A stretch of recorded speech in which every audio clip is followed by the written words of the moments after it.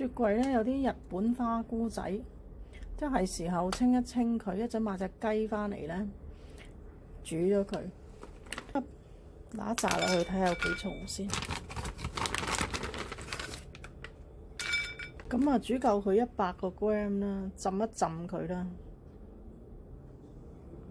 呢啲日本花菇仔咧要浸好耐先軟身嘅，起碼都要浸4-5個鐘。有網友咧就話成日要返工，咁樣咧就冇咁多時間煮，可唔可以介紹啲電飯煲嘅餸？咁啊當然可以啦。咁我今日咧就會用個電飯煲煮冬菇炆雞，咁好簡單嘅啫。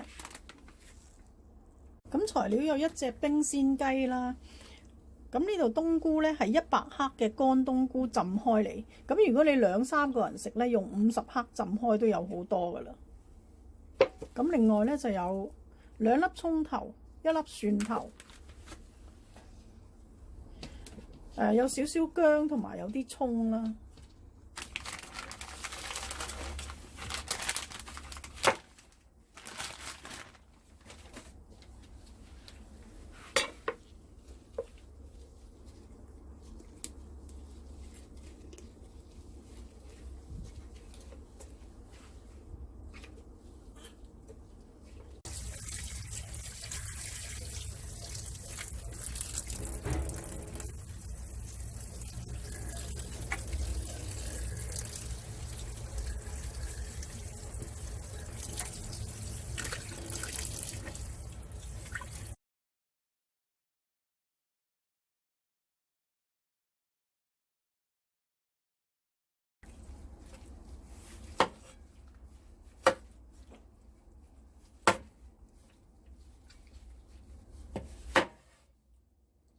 呢啲可以掉咗佢咯。咁呢個雞頸咧，其實都仲可以要返嘅。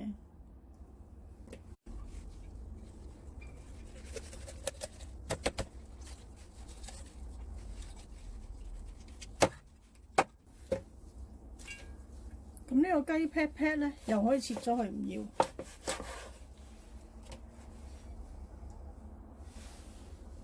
切開裏邊，因為咧切開就可以睇到呢啲咧，仲有好多內臟黐住，呢啲都掹晒佢出嚟。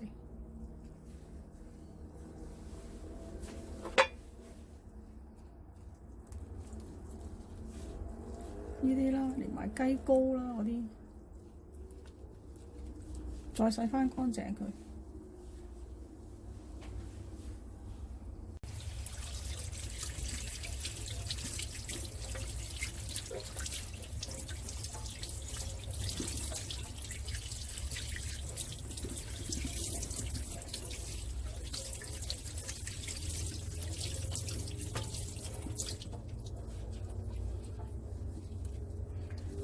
睇下咧，仲有冇毛？有毛嘅就掹乾淨佢啦。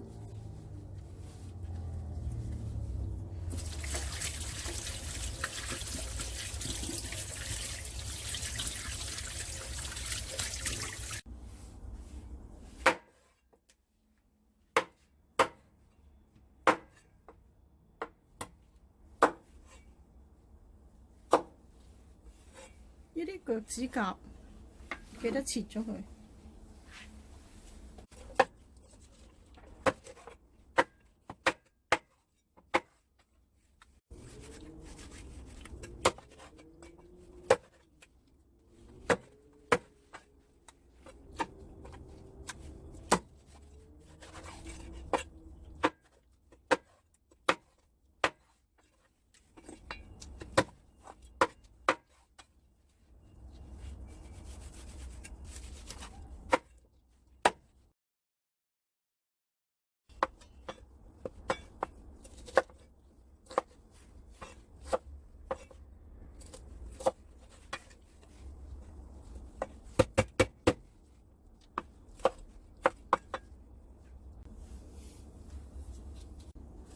呢啲薑同埋葱咧，啲葱我係擺煲底嘅，電飯煲底。咁啲薑我就係大部分都擺煲底。咁啊，而家俾少少落去醃一醃個雞先。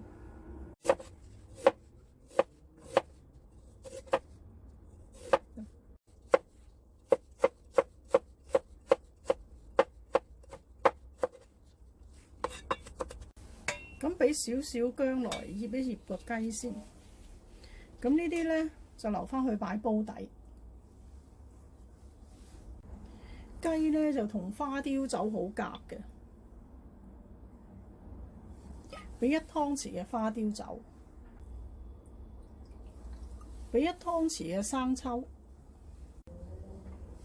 ，1湯匙老抽，1湯匙糖。雞咧要落啲蠔油調一調個味先會出嚟嘅。咁我哋落1湯匙嘅蠔油。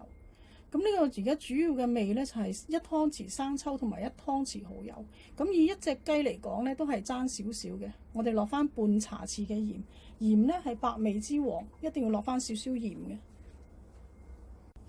俾翻半茶匙嘅鹽。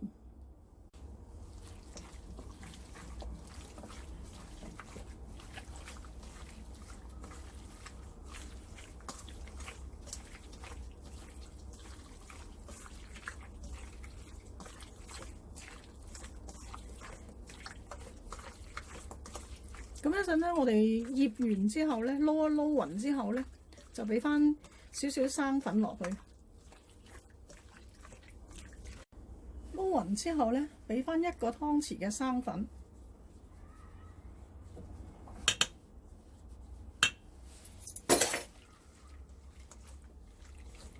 撈翻勻佢。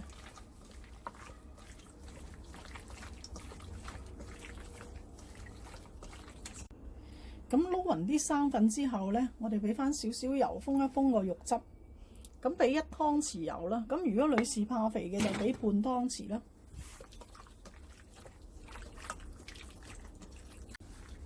咁有時間最好醃佢半個鐘。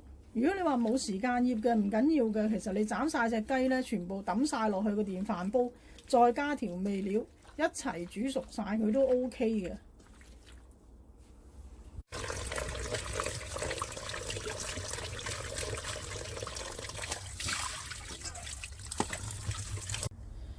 咁啲冬菇洗乾淨之後咧，揸乾水佢。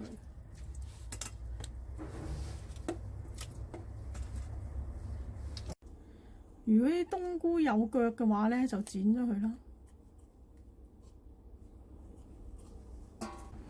咁有啲人唔介意有冬菇腳嘅，可以連冬菇腳一齊煮埋都得嘅。如果呢啲冬菇太大隻，咁點咧？將佢1開2啦，咁樣切開佢。就唔使咁大啦。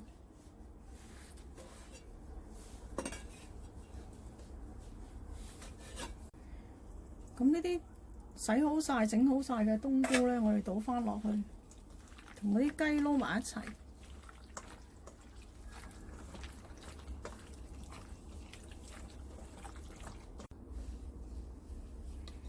我哋先俾啲薑響底先，防止佢黐底。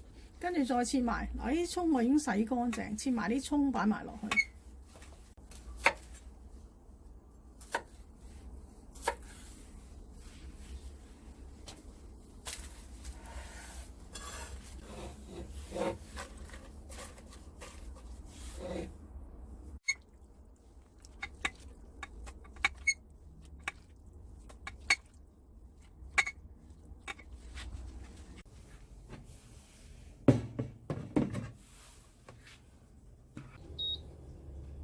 個個電飯煲都唔同嘅，咁我呢個電飯煲咧，佢就有好多功能，咁我就撳去燜紅燒肉嗰個 function 嗰度。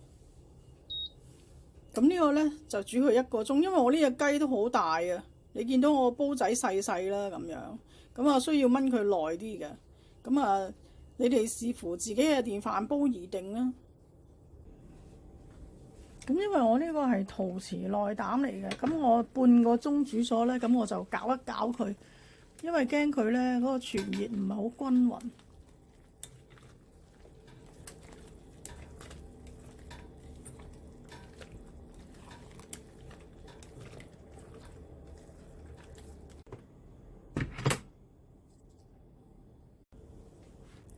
咁燜剩最後10分鐘，我打返個芡俾佢。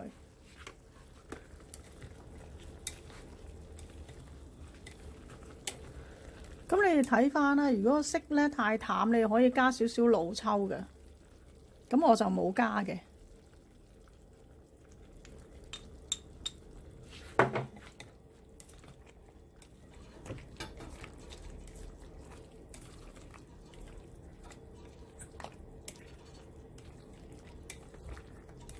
呢個冬菇炆雞就已經炆好咗㗎啦。咁樣咧可以夾走嗰啲薑葱佢，跟住畢起佢。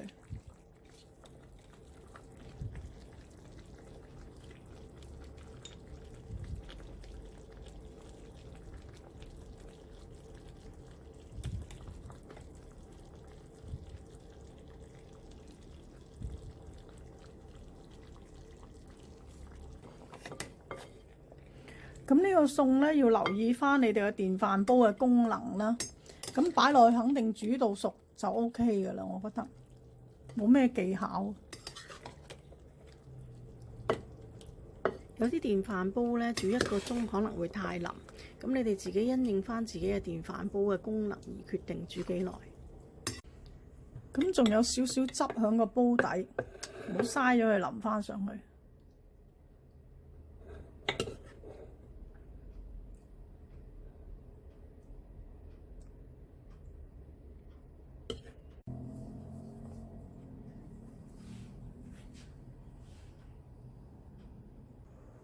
俾翻少少葱落去。